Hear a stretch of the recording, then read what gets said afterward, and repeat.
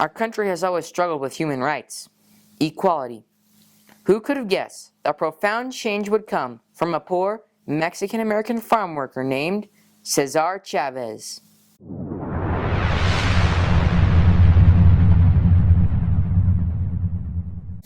Cesar Chavez was born on March 31st, 1927 in a farming community near Yuma, Arizona. When he was 10, his family lost their farm and store during the Great Depression. They then moved to California as migrant farm workers. At the age of 15, with a disabled father, Cesar quit school to work on the grape vineyards full-time to support his family. While working in the fields, he found terrible working conditions. In most cases, there were no restrooms, no available water, and needless to say, the pay was terrible. There was no water for them. So the little water they had to bring it in the morning, and they had to carry their own water. There were no outdoor bathroom facilities at all. Workers are denied just basic human rights, the right to use the restroom.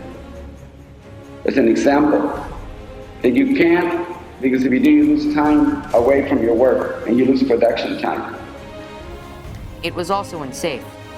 There was no medical care, and workers were often exposed to dangerous pesticides while in the fields. The planes that carried the insecticide would spray the fields while the workers were out there picking the grapes. After witnessing the humiliation endured by Mexican-American farm workers on a daily basis, Cesar formulated a plan to stop the injustices and end the exploitation. With the help of organizers like Fred Ross and Dolores Huerta, Cesar formed a union that would be known as the United Farm Workers Union. A union is a group of workers who band together to ensure job safety, fair pay, and personal rights. The Farm Workers Union was different from the very start. Chavez imposed a strict policy of non-violence for all members, even in the presence of violence and threats from farm owners and harassment from the police. Chavez's first major organized strikes were in McFarland and Porterville, California in 1966. They were met with violence and police brutality, but their cause gained a lot of attention. You know, we were dressed as nuns. I mean, it was obvious that we were not farm workers. I was scared. I was 19 years old. They give you like a preview of what to do in case in case it became riotous. And so we were told, I could still remember it, to duck in under the windows, where the storefronts were, and make sure that you were away from the windows. So it was pretty scary. There were people on the other side that were not supportive.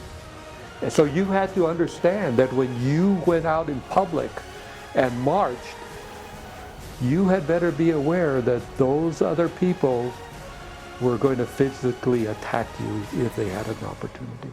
And people are lined up on the curb, shouting obscenities, calling you names, and you're just looking straight on, saying, "Sí se puede, sí se puede," linking arms with each other. And the reason we linked arms was not because it was a sign of we're together, but it was a sign that if we were attacked, we would all fall together at the same time. And that was a strategy, is that we would not break the line.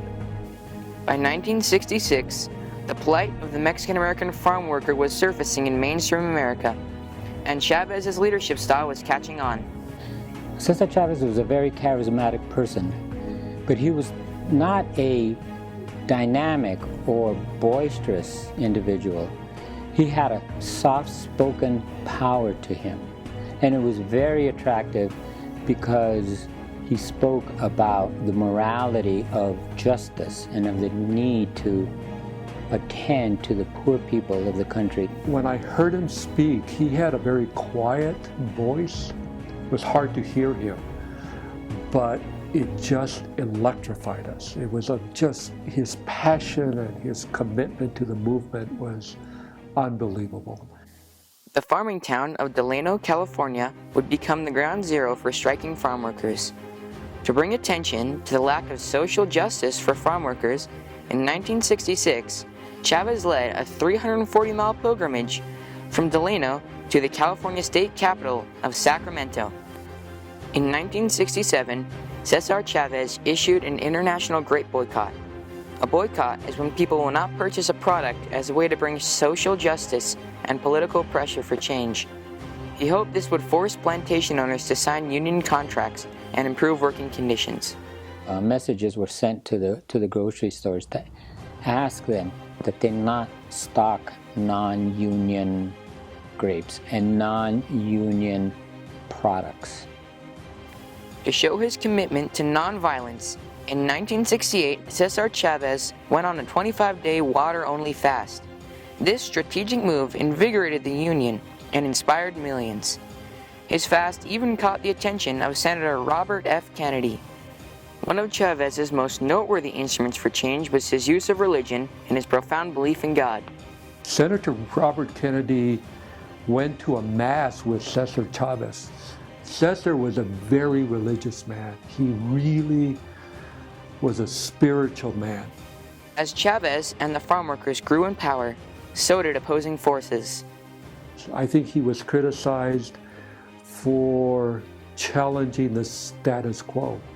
The people who owned the grape farms, the vineyards, all the farms from the Delano, they were in control.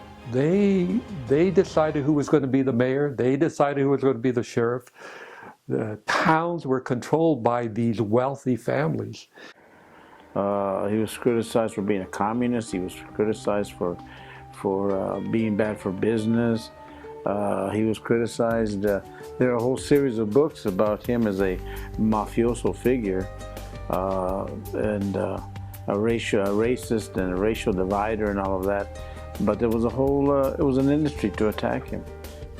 His main objective was to get contracts from growers to better the lives of the farm workers. He was not interested in becoming a radical or a separatist or, being destructive or anything like that. So he got a little bit of criticism from those elements.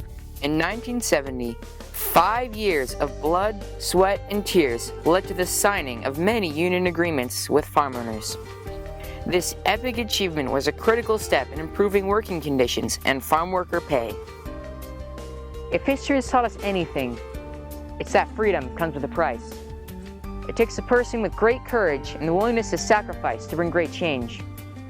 Cesar Chavez embodied the qualities of a godly leader, and he will always be remembered for that. Cesar Chavez is remembered today as a very important American figure and hero who sought to integrate poor people into the mainstream of American society. Even after death, Cesar Chavez is remembered and celebrated throughout the United States. Streets, schools, community centers, a U.S. Navy ship, and even a national monument bear his immortal name. The National Hispanic Cultural Center in Albuquerque, New Mexico, hosts an annual event to honor his accomplishments and to teach a new generation the importance of fair pay, safe working conditions, and human rights. Never forget the immortal words of Cesar Chavez, "Si se puede," which means, yes we can. Once social change begins, it cannot be reversed. You cannot uneducate the person who has learned to read. You cannot humiliate the person who feels pride. You cannot oppress the people who are not afraid anymore.